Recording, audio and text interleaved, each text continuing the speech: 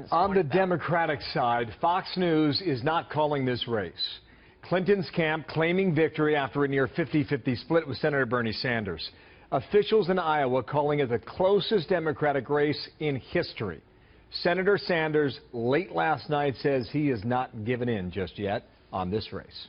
As I think about what happened tonight, I think the people of Iowa have sent a very profound message to the political establishment, to the economic establishment, and, by the way, to the media establishment. As I stand here tonight, breathing a big sigh of relief, thank you, Iowa. I will keep standing up for you. I will keep fighting for you.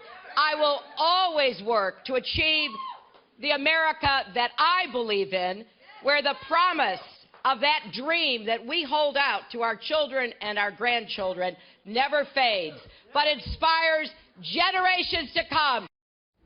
Shannon Bream joins us live. She is in Des Moines, Iowa this morning once again. So, Shannon, what do we know about where things stand in this incredibly close Clinton-Sanders race?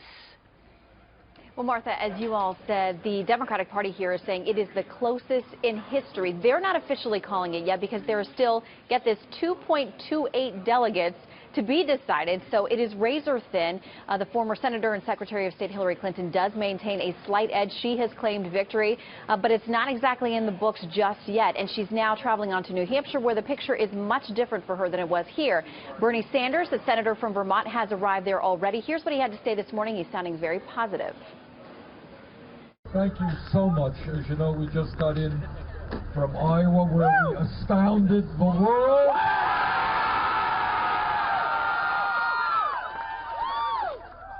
And now in New Hampshire, we're going to astound the world again.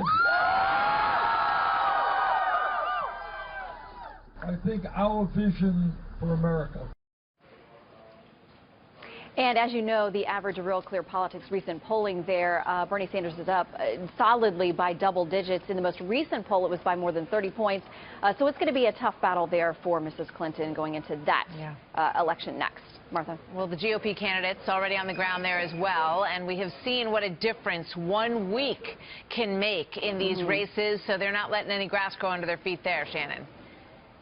At all. You know, the ground game here in Iowa is so important, and the candidates had different strategies, but one thing we saw from Senator Ted Cruz was masses of volunteers. You know, we talked about sort of the dorm-style camp out where many of them were living. He had 12,000 volunteers who came here into Iowa. It made all the difference. He thanked them last night, and here's what he said about their strategy moving into those next states.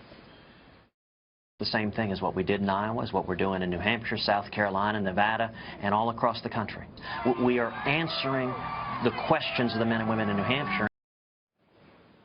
Of course, he is down by double digits there in recent polling behind Donald Trump. But also in the news this morning, of course, Marco Rubio finishing in a solid third place. Moving into New Hampshire, he knows he's got a battle as well. I was at one of the large caucus sites last night when he showed up in person. He seemed to really connect with the crowd. There were actually 2 precincts that caucused together. He won them both resoundingly last night. He feels good about what happened in Iowa and how it sets him up moving forward. Here's what he said on Fox and Friends this morning. The best chance to take our message to people that haven't voted for us in the past and convince them that conservatism is better for them and better for America. We do those 2 things and we beat Hillary Clinton or Bernie Sanders, and we win this election and turn America around. So I think more and more people began to realize that as we got closer to voting day, and of course you saw that we surged there late. We felt great, and we feel great about the momentum that gives us coming in here to New Hampshire.